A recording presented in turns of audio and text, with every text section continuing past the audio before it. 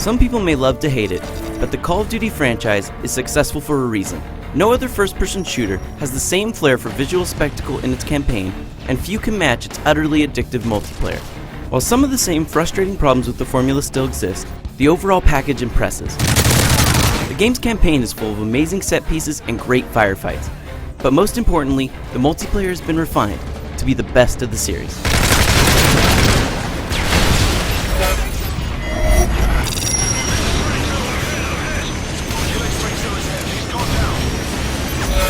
Modern Warfare 3 is made on an older engine, but it still looks great.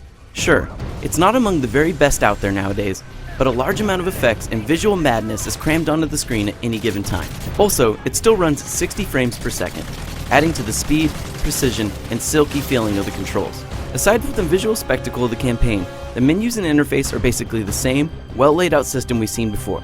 That is, with one major exception: Call of Duty Elite.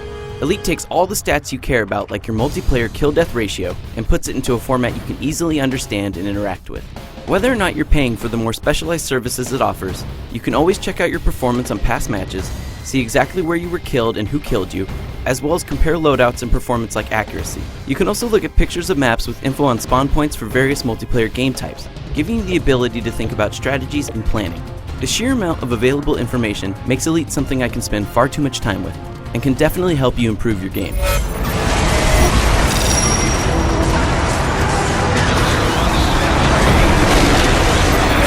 The campaign of Call of Duty Modern Warfare 3 hits on a lot of the same highs and lows as its predecessors. You still have annoying, seemingly infinite spawning monster closets of enemies, and at several points enemies seem to completely disregard their own safety, to run past your allies and shoot you in the face. The story is also still a bit hard to follow, and while it does wrap up the story from the previous Modern Warfare games, isn't ultimately all that interesting. Moments of emotional weight didn't make me feel much of anything, since it was hard to feel sad about the death of one named soldier when I just watched hundreds of people die. These issues are only somewhat important though. The set pieces never failed to grab me, and playing through level after level feels like a crazy roller coaster. If single player is good, then Modern Warfare 3's multiplayer is fantastic. Like the other Call of Duty games before it, this entry sucks you in with its persistent leveling system and frantic combat. All of the 16 new levels are fun to play, and with a whole slew of new challenges to complete, rewards constantly pop up and keep you hooked with the next little endorphin release. No matter if I play for 5 minutes or 5 hours, multiplayer in Modern Warfare 3 always feels like I'm accomplishing something. New modes like Kill Confirmed, where you only get credit for a kill by picking up a dead enemy's dog tag, help keep things from feeling like just more of the same. While Lone Wolf players still have free-for-all, Kill Confirmed encourages teamwork in ways Modern Warfare didn't previously have. Combine this with new private match modes, which you can tweak and customize yourself, as well as many returning favorites, and you have a multiplayer experience you can play for days on end. On top of the single multiplayer campaigns, extra time can be sunk into the cooperative Spec Ops mode. The mission mode from the previous Modern Warfare returns, with a whole new set of stages that challenge you in a variety of ways.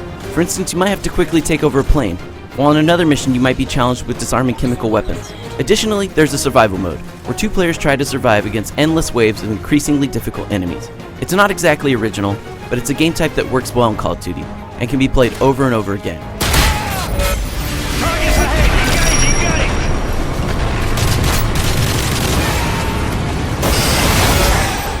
Despite any flaws, Call of Duty Modern Warfare 3 takes the fantastic series we've come to love over the years and iterates on it with great success. The multiplayer is hands down the best it's ever been, with more features, more modes, and a ton of new levels and ways to interact via Call of Duty Elite.